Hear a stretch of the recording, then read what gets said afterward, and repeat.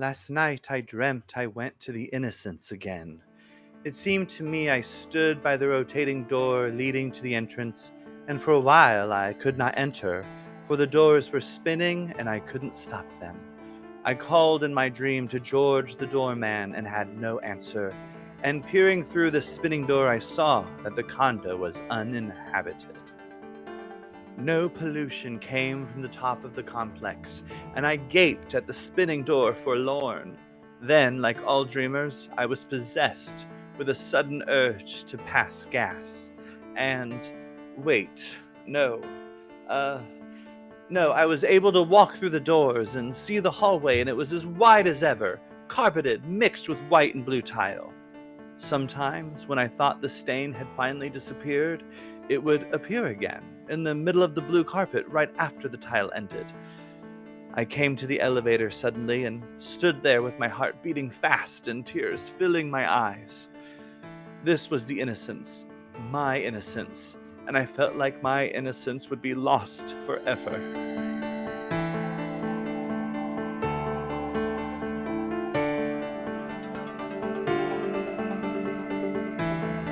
This is Blinding Innocence.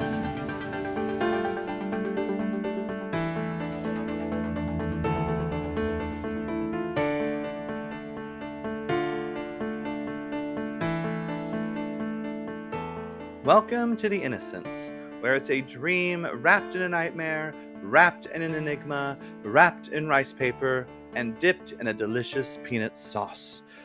It is to be known that Douanier Remington got his inspiration to start Blinding Innocence after finishing Rebecca by Daphne du Maurier. Long before it was required reading in high school, Remington picked up an old copy while staying at an old, rustic, brown, creaky, musty, damp, claustrophobic, 70s inspired cottage by a lake. It was a vacation saturated by endless downpours. As a young writer, he vacationed alone to give himself the chance to fill his head with ideas that could turn into pages of a delicious text. With a canoe trip canceled for the day, he cozied up with the yellow pages of Rebecca and fell in love with the gothic twists and sordid turns. Would love always be this painful? He had yet to really fall in love, but reading du Maurier's classic, he already knew the answer. For Remington, the answer would always be yes. It would always be tragic and dramatic. For him, love would be dissected and analyzed and turned into a melodramatic soap opera, something the world had never seen. Rebecca planted the seed, and Blinding Innocence became the forest.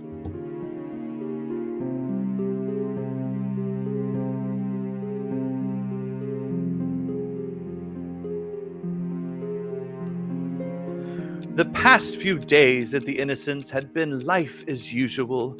Inspector Nards and Wiener, his associate, were a presence as they walked throughout the halls of each floor, meeting with different tenants and learning about their alibis, looking for clues in their stories and hoping another body would not turn up anytime soon. Nards was often seen standing outside of the building with his pipe and a small notebook, flipping pages and ruminating as blue smoke floated around him a la Casablanca. Something in his gut told him that this murder was different. He shifted a bit and then realized, it was the spicy burrito. Both sets of cheeks. The ones up here and the ones down there. Oh, they irked. And then he huffed another mouthful of smoke from his pipe. This murder was different, he knew it. He had solved many of the recent murders that had happened at the Innocence, and they were always one and dones. It was always some pissed off lover or a jealous so-and-so. But Felix he was a lonely widower, a superintendent who tried to make right by everyone in this place. Something wasn't right here. We cut to the sun quickly setting in the horizon and the moon rising in the sky to showcase the passage of time. Oh, sorry, I wasn't supposed to read that. That was action and editing written in brackets. That was supposed to take place. Oops. Don't mind me. The halls were dark, and two familiar figures, tiptoed through the innocents. The silhouette on the left belonged to Jordan Nightingale. The shadow to the right belonged to Miss Betty Lou Glick. As they passed by each door, they took a single emerald earring and placed it there. Or, if there was enough space between the carpet and the door, they slid the earring into the room. Betty Lou switched things up and placed a pair under some of the doors. It was Jordan who placed that emerald earring in Mr. McCluckel's room ages ago. He had stopped by to borrow some duct tape for the would-be kidnapping of Betty Lou Glick. When McClukel, oh my god, I just said his name correctly. When Mr. McClukel, oh, dang it, opened whatever. When the guy went to his office to grab a roll of duct tape, Jordan tossed the earring into the corner of the room. Jordan never did need to kidnap Betty Lou. She was interested in causing havoc all on her own accord.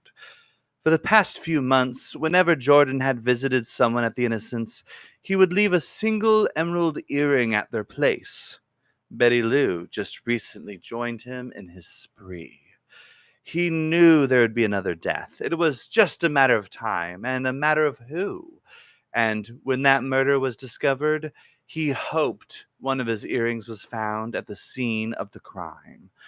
Because just as Jordan knew there'd be another murder, he also knew the man he hated most in the world would come and try to solve it.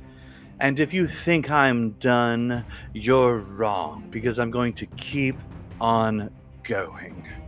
There was nothing Jordan wanted more than to make solving this crime as difficult as possible for Inspector Nards. The camera pans away from the shadows of Jordan and Betty Lou, and oh, she just tripped. Oh, she just went down on the floor. The door opens and the camera wanders into the dark. Blue light casts across the body of a woman in bed, twisting and writhing as if she's being tormented. Oh, am I doing it again? Oh, I read the camera action bracket things again. Please don't punish me. But if you do, make sure it's hot wax. Daphne, Inspector Nards' secret lover, lay awake as cold blue moonlight cast over her like a shroud. Her eyes were wide, so wide. Her irises were islands in the whites of her eyes. They were so wide. They watered, and tears trailed down from the corners of her ducts and slid through her cheek. Not through, but down. They slid down her cheek as if they were escaping a terrible fate. No, Daphne murmured. No, no, no, no. A large band-aid, or a clever patch as Nards and used days before, covered a wound. It was left behind from when she tripped and hit her head against the bed frame when she ran to turn off her fan. Please, no, Daphne muttered. I should have known better. And she should have. Instead of turning on the fan in the corner of her room, she should have just turned down her air conditioning if she was so warm. But it was too late. Deborah Cleverpatch, the woman who was killed in this very unit, sank into Daphne's body, possessing her. Daphne, she screamed as blood began to saturate the clever patch that was on her forehead.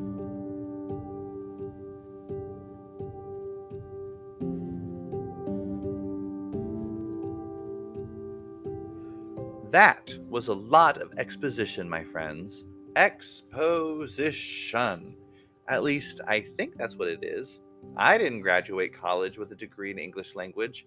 I'm just a huge fan of Blinding Innocence, and I've been keeping and recording the history of the show for the past, a lot of years. But whatever you want to call it, That was a lot of information with a lot of characters, wasn't it? Usually, one of the best ways to showcase a ton of action happening in a show like Blinding Innocence is using really good music and just showing what all the characters are doing.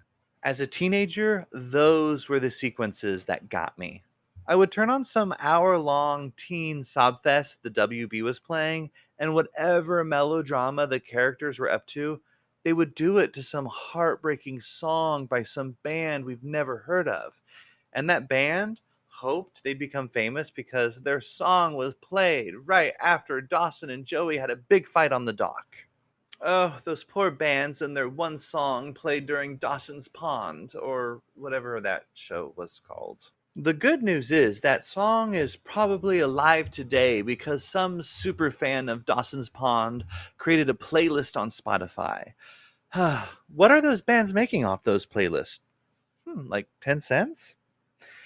Playing popular music during the real serious scenes is not something that's beneath the producers of Blinding Innocence. I mean, currently they're trying to secure the rights to play a song by some Australian rapper person named The Kid Leroy, or at least I think that's.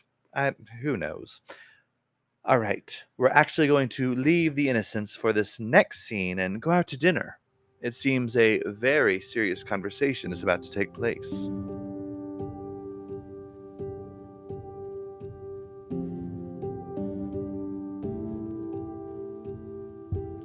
Henrik inhaled the essence of the Pinot Grigio before taking a sip. It was ripe, delicate, and juicy.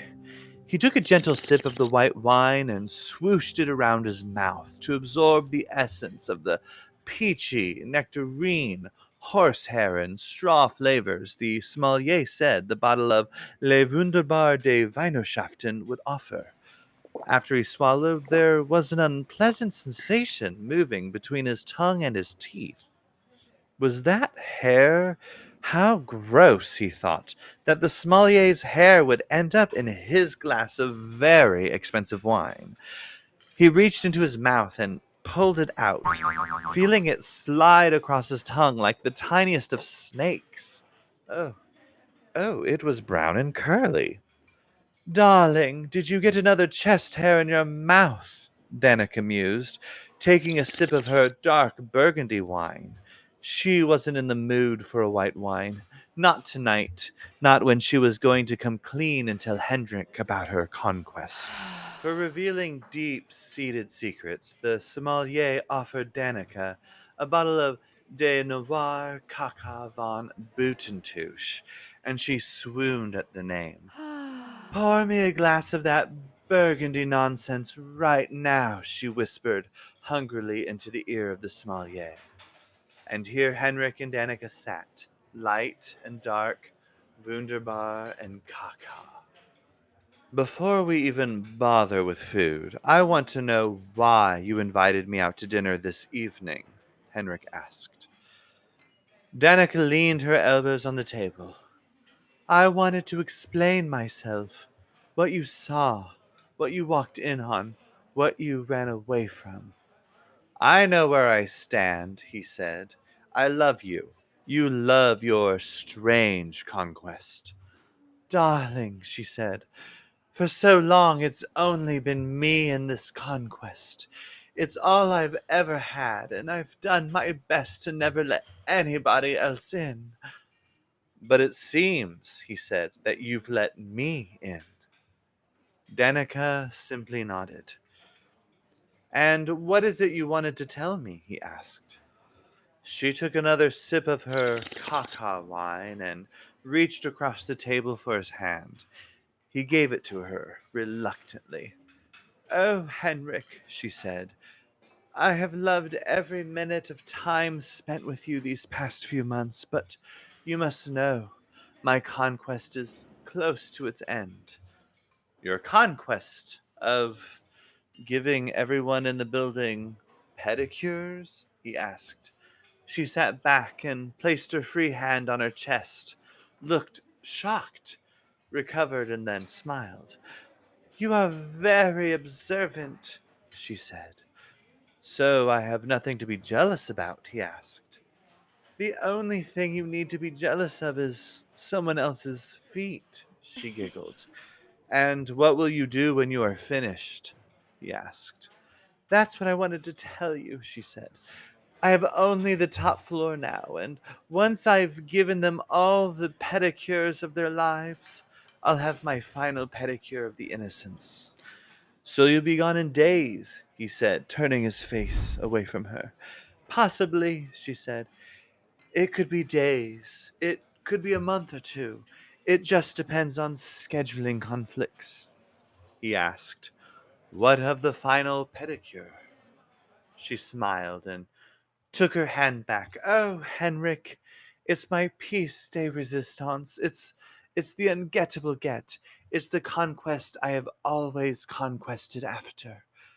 Henrik grumbled. Please don't tell me it's the dead body of Felix McCluclicle. Danica clutched her literal pearls. Oh, honey, gross. No. What do you take me for? I'm not some necrophilia pedicurist. He asked, Is it another man? A man would never be my piece de resistance, she giggled. Then who? He asked, reaching for her hands again. It's ulcers, she almost shouted, reaching her hand across her face, containing her excitement. His brow furrowed in utter confusion. You're going to give a pedicure to Shady Business's invisible dog?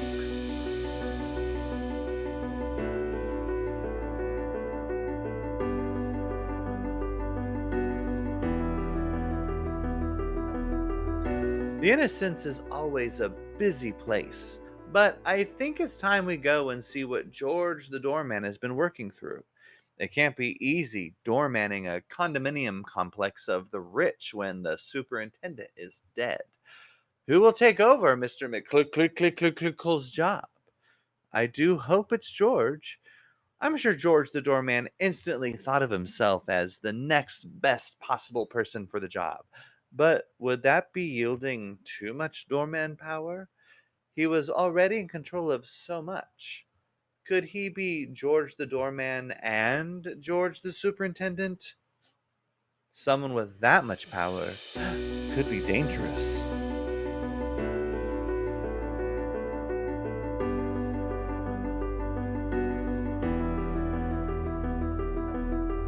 It had been days since Mr. McClure's body had been found, and George the doorman was beginning to get queasy with anxiety as the weight of the innocence bore down on him. For one, that damn spot on the carpet right in front of him returned once more after just another steam cleaning. Ugh, I mean, it vexed him.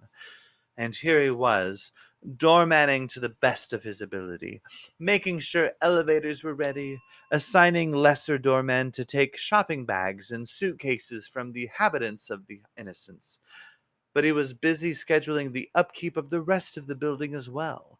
The pool, the windows, and the bathrooms by the pool didn't clean themselves.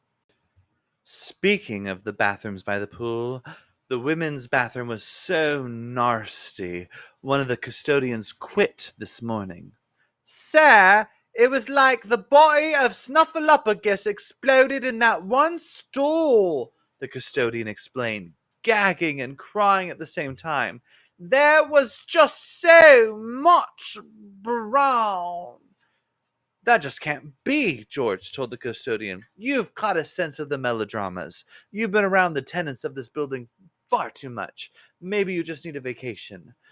The custodian violently shook her head. No vocation will wash the evil from my mind. The custodian untied her apron and handed to George. I must find a new line of work, she said, her eyes blank, and she slowly walked out of the building. George dialed a number and got the head custodian. Jilly, we have a code brown in the women's restroom up by the pool. We need it cleaned stat. Hopefully, Jilly would find a knight from her round table to conquer the dragon mess left behind by.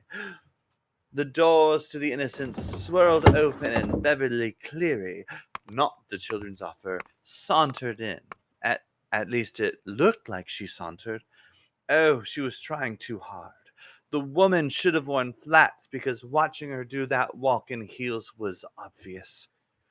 Miss Cleary was injured. Miss Cleary, are you all right? He asked. She stopped, looked at George, and smiled. A little bit of her eyeliner had smudged just under her eyes. I mean, you look like you're in pain, he said. Mind your own business, she hissed. She reached behind her with her gloved hand. George couldn't tell what she was doing, but he believed she stuck it down her skirt. She shimmied and jostled, and her face cringed in pain for a moment, and then it was back to being blank. George asked, "Do you want me to call you a doctor?" "I am perfectly fine," she said, and walked past. "I just strained a muscle this morning doing my water aerobics." Sure, sure, George said. Water aerobics. You didn't happen to use the bathroom up there, did you? If only he knew where Miss Beverly Cleary got her infamous spicy burritos, he would be able to cut her off because they weren't just affecting her, they were affecting everyone.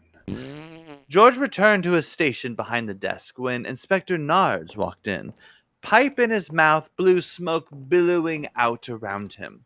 "Sir," George spoke, "I needn't tell you once more that the Innocence's lobby is non-smoking. If you want to smoke, you'll need to return outside." Sorry, Nord said, his mustache wiggling. He turned back around and went outside. Before he reached the revolving doors, the phone rang.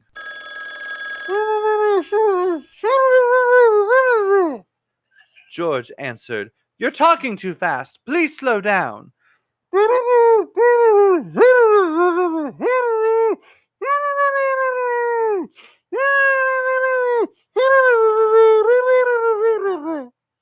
"Another body?"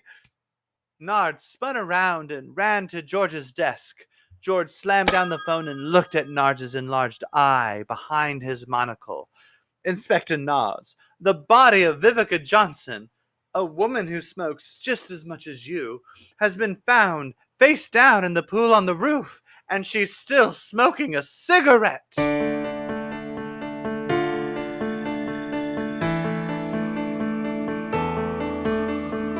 Welcome to the Innocence, where everyone is just dying to live.